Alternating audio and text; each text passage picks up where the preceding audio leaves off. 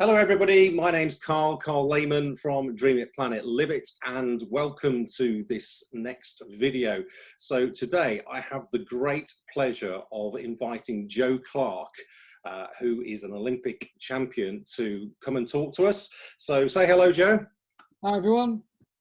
There we go. There's Joe. So, Joe, you're obviously probably sort of best known. I mean, by the way, I should actually add that both you and I come from Staffordshire. That's how we know each other, isn't it? We've known each other a few years now. And basically, I just thought it'd be a great opportunity to get somebody who's at the top of their sporting game to kind of really share some of the positivity and hope and optimism with given what's going on at the moment. So, you're known for winning gold medal at the 2016 Olympics in Rio, but how did you get into your sport? You know, I'm just curious how that all kind of kicked off, Joe. Yeah, I actually first tried it with the Scouts. I think about 8 years old, and came home and told our parents that is a sport for me. I want to do it, and tried to join the local canoe club and was told I was too young. And then when I was kind of 12, I think it was 11, 12 in year 6 at school was another opportunity again. Obviously that the dream of being the canoeist at 8 years old just disappeared as it does. It's kind of one of those flash in the pan ideas. And once told I couldn't, I was too young, and that was that. But 11, I was kind of reunited with an opportunity. It was year 6 at school. It was very much like, who would like to come give canoeing a go? It's 8 sessions on a Wednesday evening. There's 8 spots, 4 girls and 4 guys. So I might put my hand up in assembly. Yeah, took a letter home and stuff, and show our parents. They were all for it, really supportive. So I handed it in, and then the following week in assembly, I said, "Oh, unfortunately, we've had over 50 applicants for the 8 spots, so we have to write a letter so you can be chosen. So as to why you should be chosen." So I went home and said, "Mom, Dad, right, you need to write me the most amazing letter because I need to be chosen." And they were always really supportive, but they kind of said, "No, it has to be your words, and we'll obviously read over it and make sure you haven't spelled anything wrong, etc." So went upstairs, scribbled something down on a bit of paper, folded up, put it in my pocket for the next day, handed it in, and then the week later in assembly, I was announced as one of the 4 guys that had been chosen. So it was almost like fate had brought us together. Oh, brilliant! How did that feel? Yeah, it was amazing. Like, just I remember going down the first Wednesday evening and absolutely loving it, and it was something I look forward to every single week. And then after the 8 weeks, it was like, "Would you like to join the canoe club, etc." And that was it. Yeah, definitely sign me up. And then since then, I haven't really looked back. So was this in Stone in Staffordshire? Yeah, it was in Stone in Staffordshire. Stafford and Stone Canoe Club, and at the time I didn't realise that was the best canoe club in the country. Oh wow! Okay. So I think I think there's been roughly around 30 interclub championships which are held in Cardington and Bedford. Yeah. I think Stafford and Stone have won about 27 of the 30 competitions, so it shows how dominating we are, because that's kind of ranges from all levels, from beginner right through to your top level, and you kind of everybody representing your age categories and your division categories and stuff. So it kind of across all aspects, we own the water almost. Oh wow, that's brilliant. Do you know what? I've lived in Stone in the past, and I never even knew that. As you enter Stone, you go over the bridge, and the kind of course is just down there on the water, isn't it? On the right as you enter the town. Yeah, great spot. I think I didn't realise that, because when I first started, it was basically a shed, Right. like a wooden shack, and it looked run down. And after a few years of me doing it, we actually got some investment from Sport England and other bodies, and we've some kind of old member passed away and left quite a lot of the estate to the club. So we've kind of got a state-of-the-art clubhouse now, which is absolutely fantastic to help those that are coming through that obviously want to try and follow in my footsteps. So you know when you started sort of doing your canoeing, I mean, did you ever have that kind of big dream that you thought, you know what, one day I want to compete in the Olympics? I mean, how did that sort of come about? Or was it just a sport that just took over your life and you thought, "Oh, I love this stuff"? No, I think we were quite lucky that my coach at the time, Andy Neve, his daughter actually went to London Olympics. So obviously at that point she wasn't going to the Olympics, but she was very much eyes focused on going to the Olympic Games, etc. And Andy very much just regurgitated what she was doing at the time, like in terms of goal planning, dreams, and then like all that kind of nutrition advice and stuff. He watered it down to beginner level, And as we progressed through, getting better and better, it was very much like I remember sitting down in the canoe club, age 13, and writing down a bit of paper that I wanted to go to the Olympic Games and win a gold medal. And that was like when the dream first became kind of, this is the dream, this is what I want to achieve. And almost from that big dream, we work backwards, like you do yourself, and work back on the kind of stepping stones and how we're going to how we're going to achieve that. That's the end goal. How are we going to get there? Yeah, that is amazing to think you have that clarity at the age of 13 to think that. It's one of those things that we talk about all the time, you know, making, you know, goals and actually having them, you know, crystal clear clarity, and having them written down on paper, and having somebody hold you accountable to them, like your coach or your trainer, whoever it was. You know, statistically, the chances of you actually achieving them are just so much far more stacked in your favour. I don't really remember like the Harvard study that's been done, where they've done year-on-year studies as to who had written down sort of goals and how much these people had achieved in their lifetime. It was just astounding to learn that the kind of 3 or 4% who had written down goals actually achieved more than all the other people added together. So as I always say, is think in ink, you know, write this stuff down, it really matters.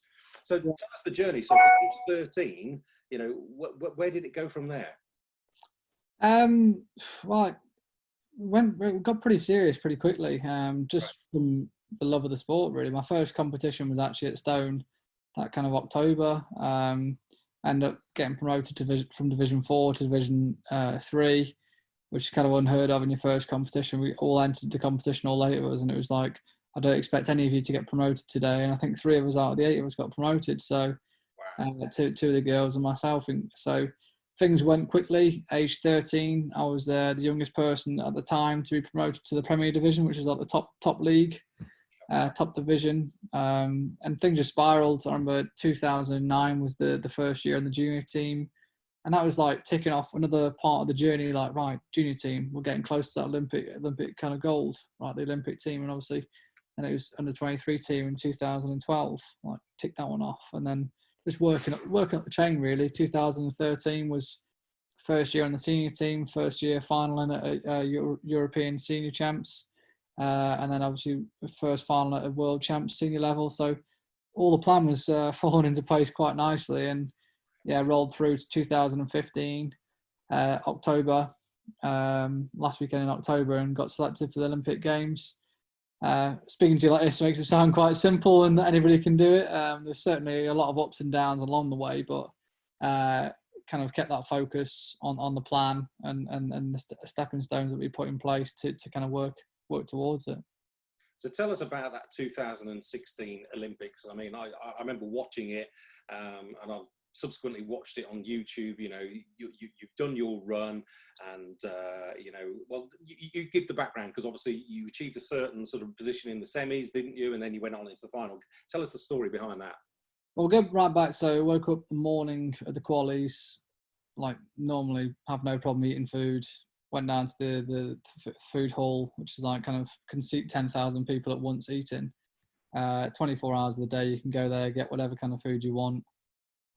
So amazing kind of place, and just being in there, you're just kind of soaking it all in. Went down to the food hall, tried to have some porridge and the usual kind of breakfast. Couldn't eat anything. I remember getting on the bus, just left and was like, okay, that's fine. Like I've eaten last night, we'll have enough energy kind of thing. These things will take over the energy, the buzz about the competition will take over. I've only got to compete for 90-ish seconds. Got on the bus and there was no seats because it was all the athletes were already on the bus. I'm just trying to hold onto the handrail and just shaking and thinking, oh, this is not good. Like I've prepared for this. Yeah, I don't feel prepared at all right now. And self-doubt started kicking in. But as we got closer and closer to the competition, I think it was more the fact that competition normally for me would be about 10 o'clock, but for the Olympic Games, because obviously the delay to the UK and stuff with broadcasting, with the time difference, that we were competing around 1:30. So I had a lot more hours in the day to kill. Got to the venue, and that's when things started to feel a bit more normal and started to kind of really get into my process. Went out on the first run, felt really confident, was going down, and penalties, if you touch a gate, it's 2-second penalty. If you miss a gate, it's a 50-second penalty, but miss could mean that you get half your head inside the pole and the other half not. So that's still a 50-second penalty.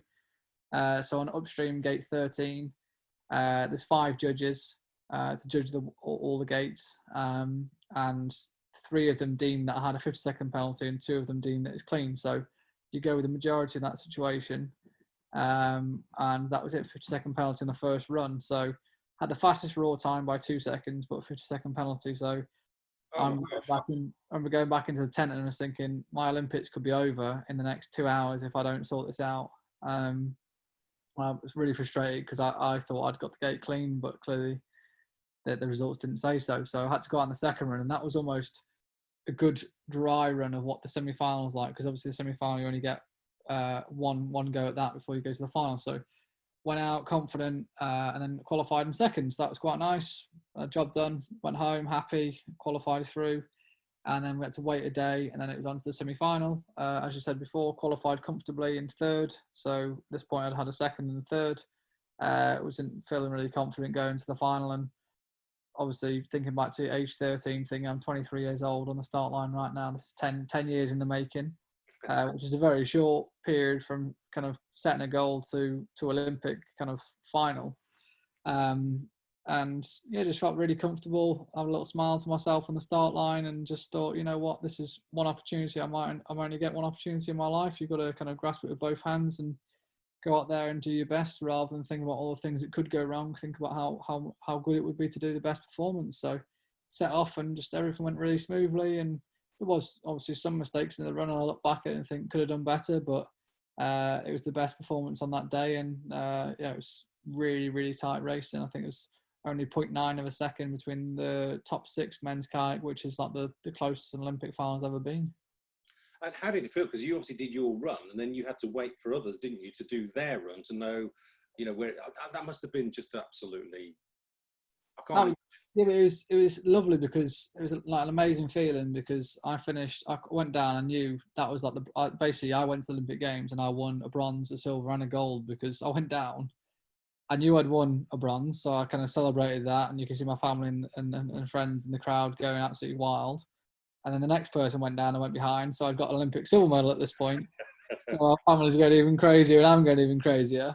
And then the next person goes down and goes behind, so I won Olympic gold. So it's kind of like upgrading the whole time, but my heart was in my mouth the whole time. I was sitting there watching, thinking I can't influence this at all, but at the same time, if I come away from this with a bronze medal, I've done the best performance I could have done this given day, and I've got to be happy with that. So it's almost setting yourself up for what could have been, but it was everything and more than I could have ever imagined and stuff. Brilliant. And what's it been like on the journey since? I mean, obviously, you know, you're at the top of your game then, and then, you know, I've never obviously sort of won a gold medal in anything really, but you know, it's just you've got that. So where do you go next? Where do you go from there next? Interestingly, that's probably, after winning the Olympics, probably the hardest point one of the hardest points in my career. Because once you've set down that and written down that goal of where you want to get to and your dream, and you've achieved it, where do you go from there? You never, like you said, we write them down in ink, and then beyond that you think, okay, I've done that, what's next? And you haven't got the next plan because you never imagined really making to the end of the first one. So I had to sit down and kind of reevaluate pretty quickly with my coach to get some kind of structure back to my life and to keep myself moving forwards. And we quickly kind of identified that no men's kayak has ever won 2 Olympic gold medals. So that was the next motivation, that I wanted to be the first person in the world to win 2 Olympic gold medals in men's kayak, and set out about our kind of Tokyo campaign. Yeah. Well, tell us a little bit about your journey since then, because you and I had a chat before starting the record button on this, and I know it's been obviously an interesting ride. Bring people up to date with where you are now, and you know what's kind of going on there. Well, yeah. So 17 year after the games, kind of took a bit of getting going, relighting the fire. But back into the season, finished 6th for the world champs, so was back on it again. Felt good. 18. Come out all guns blazing, won a World Cup. I got a bronze at a World Cup.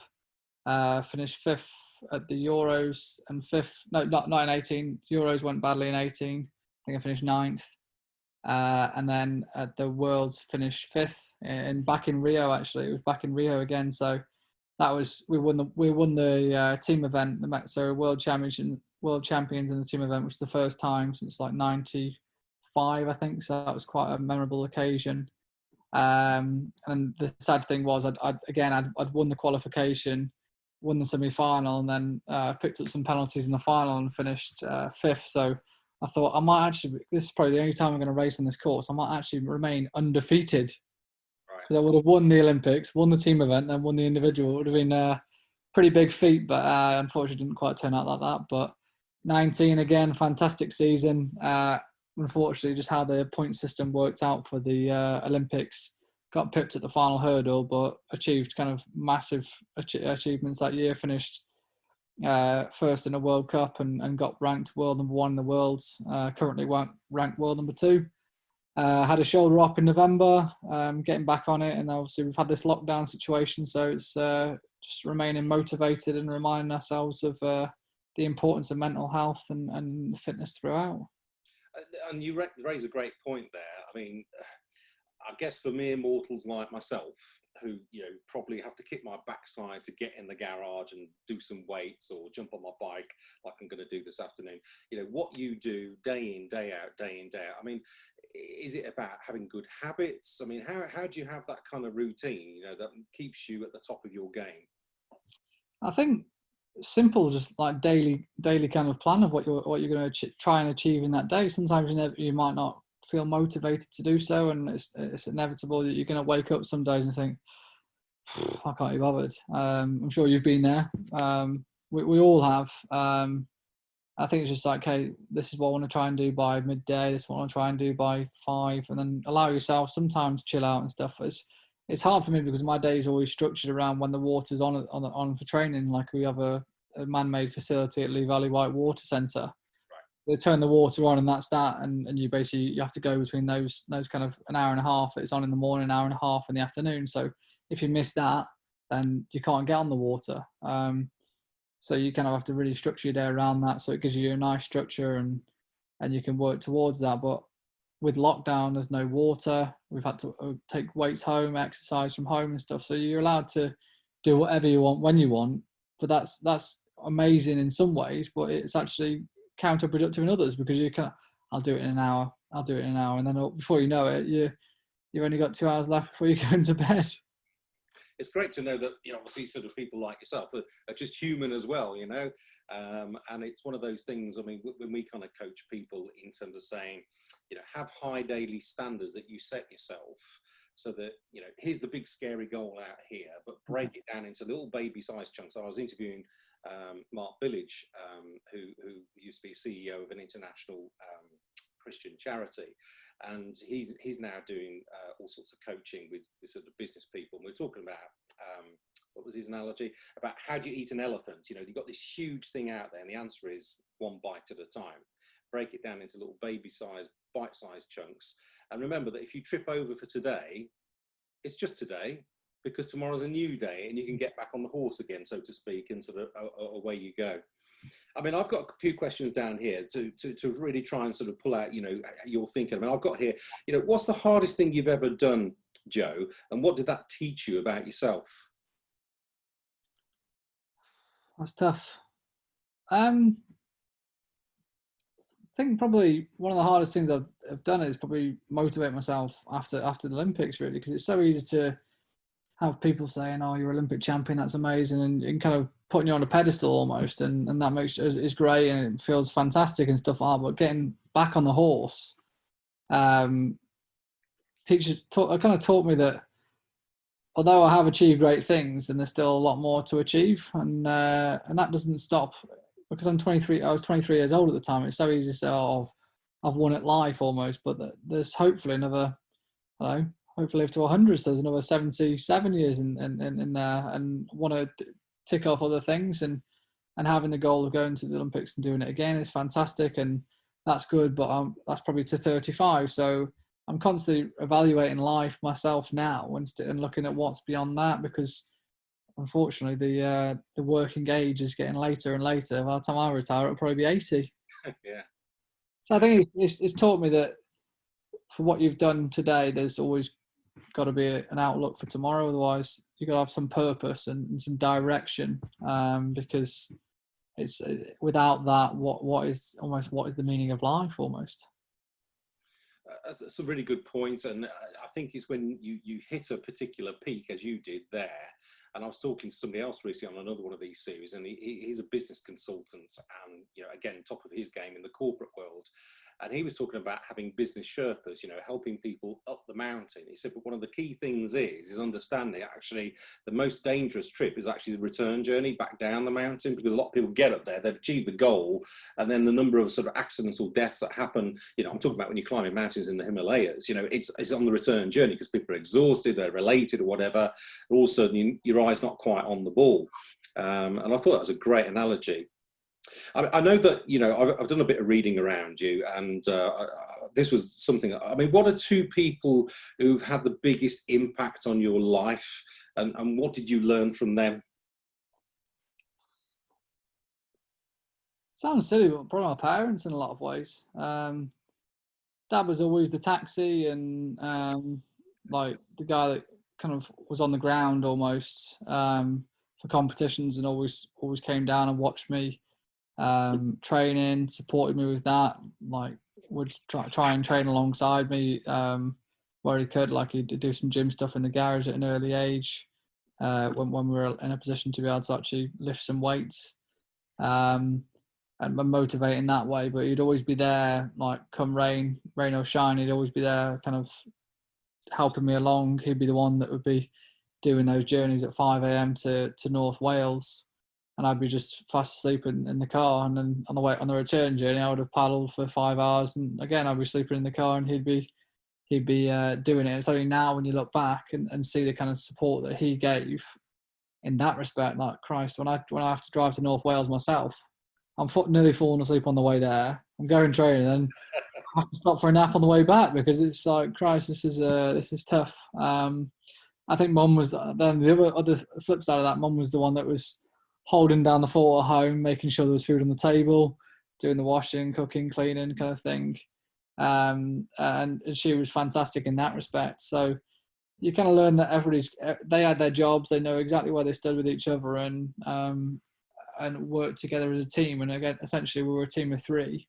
And my brother obviously helped with that kind of stuff as well. He's 5 years older than me, but he would always be the motivator in the gym. And he was always stronger than me, being 5 years older. So we always looked to push me on, and we still train together when we get the opportunity now. But he's just disappointed because he's nowhere near as strong as me. Brilliant.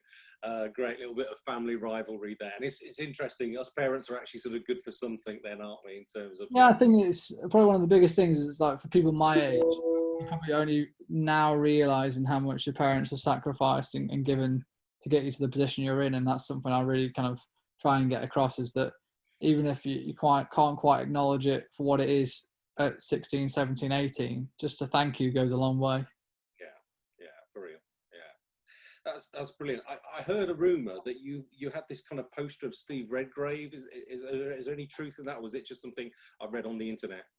No, that is probably a bit more of a person you can relate to in terms of a hero in sport rather than my parents. I thought they definitely deserved a mention. But yeah, I went to the Youth Sport Trust away day, and we got asked some questions and had to do some physical activities and stuff. And I can't remember what I won it for, whether I got the question right or whether I did something well in terms of the physical test. But I got given a poster of Steve Redgrave, and he was signed, and on the bottom of the poster it said "No stone unturned." And yeah, that was stuck on my bedroom wall from probably age 14 or something like that. And that was kind of something that now even I've got that on the back of my helmet, "No stone unturned," because I feel that's a really good analogy, really, if you think about what it actually means. And you have to look under every stone in terms of your training, that you're making sure every aspect of your game is on point, really. That's really valuable stuff.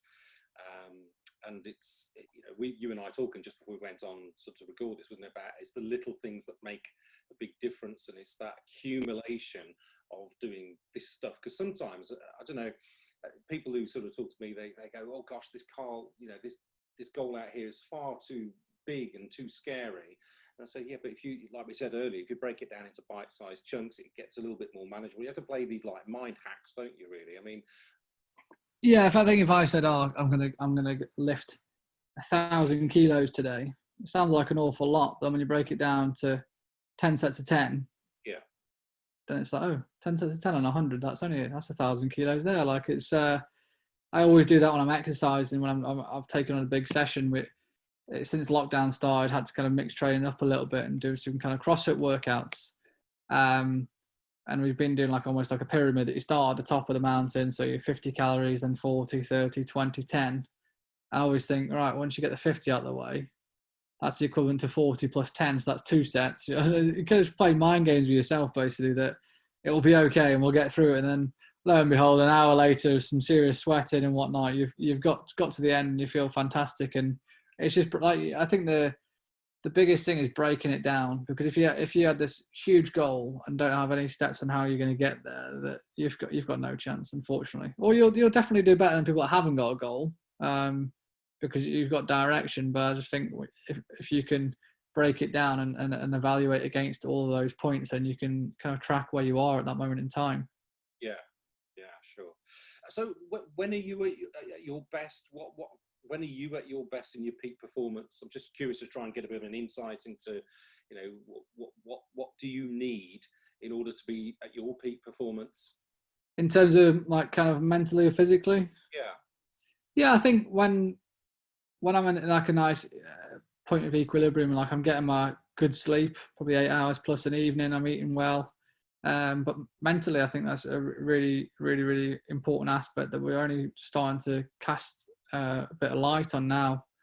It's really important to get yourself in a good headspace as well with what you're trying to achieve, and focus points on that. I think when all those things are like lined up and training's going really well, that's when we're at our best. But it's being able to identify when you're not quite on your A game mentally, or you're feeling a bit down physically, and making sure you have those cue points or those little triggers that you can identify, but then also say, when I was feeling a bit down, it might be because I've not seen my family in a little while, or it might be because I've not seen my friends and I've kind of been trying to burn the candle at both ends, or just do too much of one thing and not enough of the other. It's kind of, I think you kind of got to think about it as a triangle almost, like you've got to stop trying to pull from too many areas and try and divide your time well. That is brilliant. I mean, part of what we do on the financial life planning process that we do is, as you remember, is like that kind of wheel of life, and I call it about putting the life in lifestyle. So it's about analysing, what you're doing in terms of your health and fitness, what you're doing in terms of your career, your romantic side of yourself, and the whole sphere, because we're all whole beings. And as you were just saying, I wrote down the thing: good sleep, eating well, mental health. It's having those coping strategies, which I think is really important right here, right now, because there are so many people out there who, I mean, I'll use myself as an example. I use Zoom a lot because I have to use Zoom a lot. The regulator says we can't do face-to-face, client meetings. Fair enough. But there's this thing called Zoom fatigue, and I've definitely sort of felt it, and you feel overwhelmed. But it's then understanding that, it's not a point of weakness to say I'm struggling here. So like this afternoon, I'm taking myself off with, my youngest son and my wife, and we're actually going for a bike round around the X Trail here in Devon. And that's part of my mental health, part of my physical sort of plan to make sure that actually tomorrow morning I'm back on the best I can be.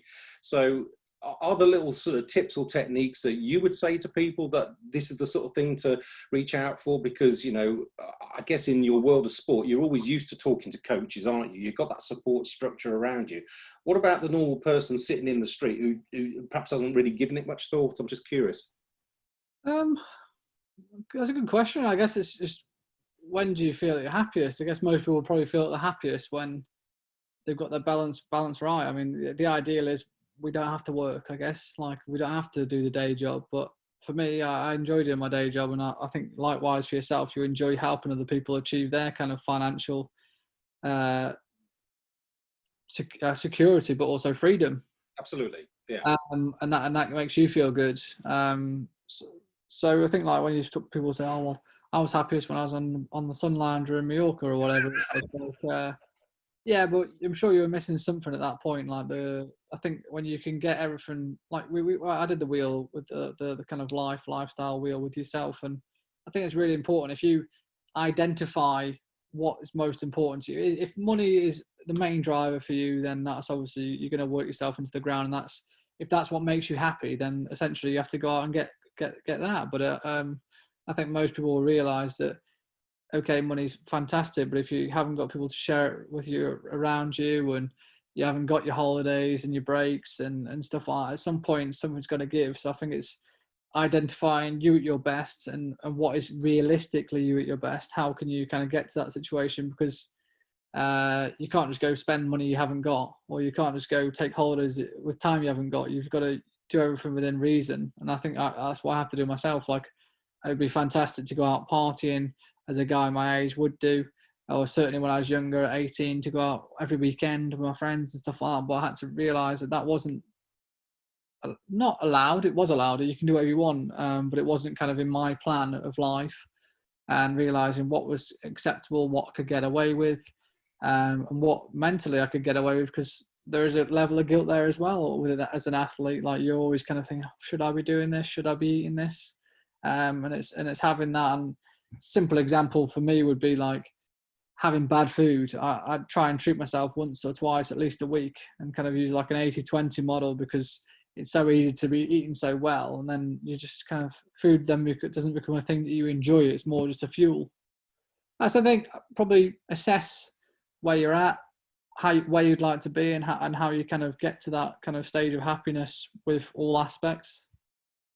I love the sense of balance that you've got there. You know, I mean, as you know from the conversations we've had over the years, that, you know, our model is very much a kind of holistic one. Is that, you know, we are all made up of, you know, different components. So, you know, I'm a dad, I'm a husband, you know, I'm a father, you know, I'm a coach. You know, we all have different aspects of our working and private lives, don't we?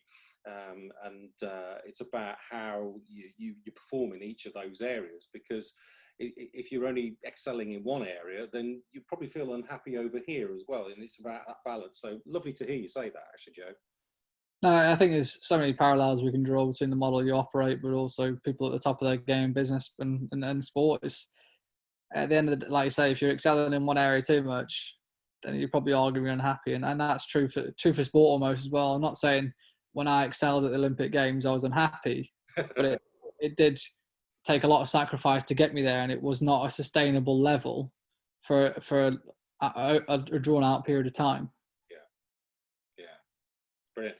I mean, I'm mindful of time, and we've covered a lot of ground, but from your point of view, are there any other things that you think we should be talking about? Any other, you know, little gems that you want to sort of share with people?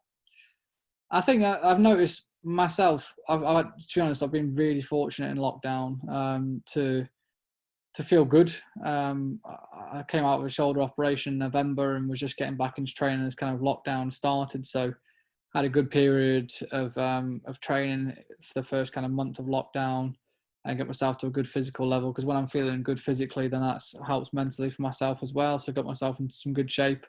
Unfortunately, I had some bad news of my house purchase falling through. So that was quite upsetting. And then we used the opportunity to renovate the flat that we currently live in, like do some gardening and kind of landscape the whole garden, painted every bedroom and stuff like that. But then most recently that was probably 5-6 weeks, then come back to training again these last kind of 3-4 weeks or whatever. And that break was so important for me, because I think if I'd slogged it the whole kind of period of lockdown, I would have burnt out and would have been coming out the other side very unhappy. Yeah, I might have looked like a Greek god in physical shape, but I think it's really important to give yourself time for yourself, to try and take this opportunity to do things that you might not have done before, and try out different things. Meditation, yoga, all those kind of things are really good for your mental health, but also keep talking to your family. I've seen so many people connecting with family on Zoom and stuff like that, on quizzes and Skype calls and all those kind of things that you don't normally see. And I think it makes you realise, it's made me realise what's important in this period. Hopefully other people have thought about that themselves, and kind of given them food for thought of what's important for them. And looked at, okay, I'm unhappy because I'm not doing X, Y, or Z, but what am I going to do about that and make sure this doesn't happen again? Absolutely, that's brilliant stuff there, and I just think that every little thing that you said has been like a little nugget of sort of realism and stuff that people can take away and kind of use. The only caveat I would say to that, sort of, having sort of Zoom meetings with your family is great, unless you've got a mother-in-law where it's taken nearly 24 hours of my painful life over a number of weeks to try and get it on the Wi-Fi code onto a Wi-Fi, but that's a whole different conversation altogether. But you're absolutely right. I mean, one of the things that we felt, obviously we moved down to Devon from Staffordshire two years ago almost now, and it's probably fair to say that we've seen more of our kind of Staffordshire Midlands-based friends, in lockdown than we had previously, because we now have this fortnightly thing. It's in the diary. It just happens, and actually a gang of people join it, and we just like talk rubbish all evening and just have a great time, which is great because it just like keeps those relationships. And like we said earlier, it's part of who you are overall, isn't it? So I think I think for a lot of people, it's given them time to hopefully step back, and evaluate what's important and stuff, because it's given them time to kind of zoom out from the job and think about other things, right? Those that have been, especially those that have been furloughed, and think about other things and take time for the family and stuff like that. Yeah, you are confined to the four walls of your house, unfortunately, for quite a good period of it, and your kids have probably done your head in, but it's probably made you realise what's important and stuff, which I think it's quite a nice thing in today's society, because so much of the time you're kind of eaten up by social media and stuff like that, and don't actually have real. Obviously, this isn't as good as it would have been face to face, but it's the next best thing. And I think we kind of technology is allowing these kind of things to happen and to give people better social interaction. Brilliant. Well, I just want to say thank you very much for sharing time with us today. It's been absolute delight and pleasure talking to you. I've got other questions. We could have gone on and on and on, I'm sure, but I want something that people can take away, learn. And I just find it interesting that you've got your own resilience. You've had the whole kind of changes in terms of your own personal life, and not being able to move. I know that your wedding plans have had to be sort of moved again because of everything that's kind of going on right now. But despite that, you see the positives, you see the hope and the optimism that kind of goes with that. And I hope that everybody sort of watching this gains something from it. For anybody who's watching it wants to know a little bit more, then the book that I kind of wrote and published, which is called Dream It, Planet Live It. If you go to a website and it's called Dream It, Planet Live It book.com/offer, you can get a copy of that book for just £1. It retails at whatever it is, £10.99 on Amazon, but you can get a copy of that book.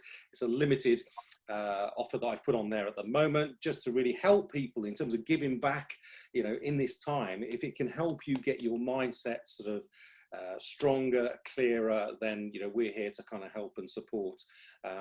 In terms of anything, is there anything we can do for you, Joe? I mean, obviously you've given your time freely today. Any connections that would be good for you, or is it just to be raving fans when you're next competing? Yeah, when I'm next on TV, scream the house down and follow the journey. Joe Clarke K1 on Instagram. And yeah, thanks for listening to me. I guess the last thing I'd like to say is tough times don't last, but tough people do. So it's really kind of key for this moment in time. I think people are going through some tough times and are struggling, but it's only temporary. Things will return back to normal, and this will seem like a blip on the radar. Brilliant. Well, we'll leave it there with those very, very wise words. Thanks for joining us today, Joe. It's been an absolute pleasure. I'm going to stop the record button now, but thanks very much for joining us. Ladies and gentlemen, Joe Clarke. Cheers, everyone.